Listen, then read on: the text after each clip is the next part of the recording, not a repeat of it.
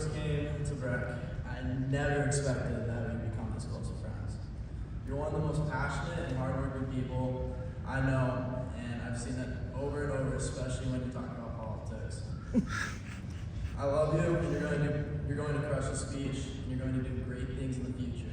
And if you ever need someone to pick you up in the early morning, I'll be awake this time. Introducing my best friend, William.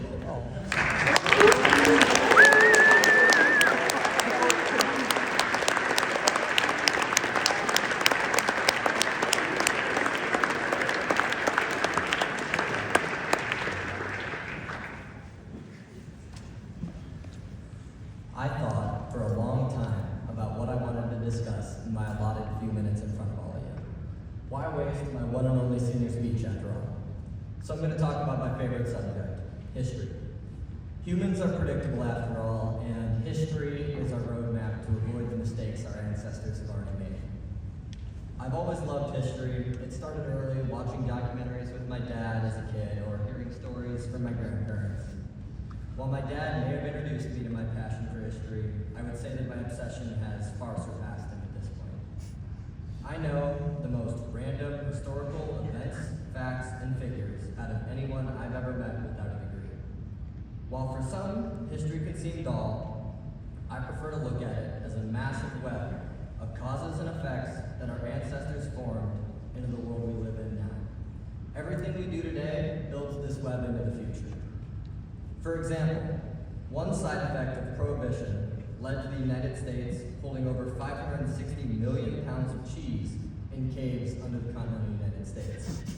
If any of you guys ever had government cheese, that's where it came from. On a more serious note, we're always living history.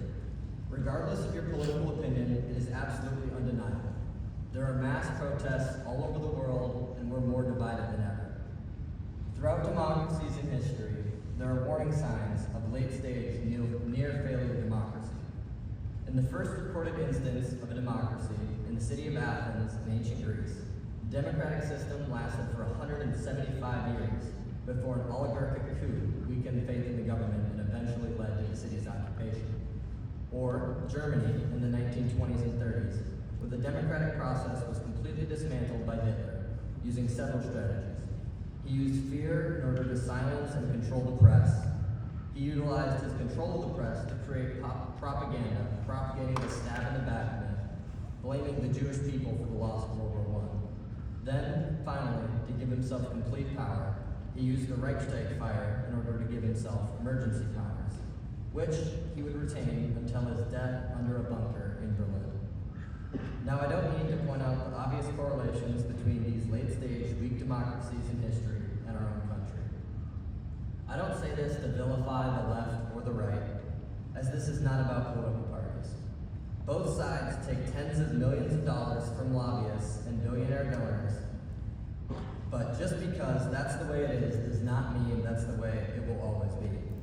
Our modern world today exists because many of our ancestors did not choose to stand and watch the plague of fascism spread across Europe. They left their families and their homes to risk their lives for the betterment of the world. And now we see our own country, our government, controlled by the interests of large corporations, billionaires, and foreign powers. We've become polarized to the point that we all hate each other so much, our own government officials are incapable of opening the government. Both sides have decided that their own victory over the other party is more important than the tens of thousands who would go hungry without government benefits or low-level government employees trying to support a family working without pay. Just as responsibility fell on our ancestors to free Europe from the grip of the Nazis, we are now called to rebuild our own democracy. Whether we like it or not, we have been chosen to be the generation that watches our great country crumble into an oligarchy, or the generation that will stand up and refuse to watch our elected officials bend to the will of millionaires, and we will get to bear witness to a new and better America. Change doesn't drive itself. It's our responsibility to bring change against injustice. And throughout history, it's been the young people who get this job done. Have you ever experienced being looked down on or talked down to because of your age? We're told that the world isn't ready for us, or that we lack experience. But if you take even a brief look back through history, you'll find that some of humanity's most outstanding achievements were driven not by the old experienced generations, but by the young and inexperienced.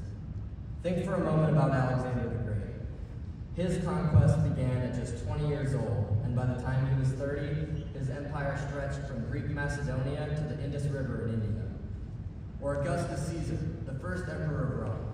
He began his struggle for power at 18, and by 32, he had consolidated the squabbling Roman republics into the Roman Empire, which would stand millennia after his death.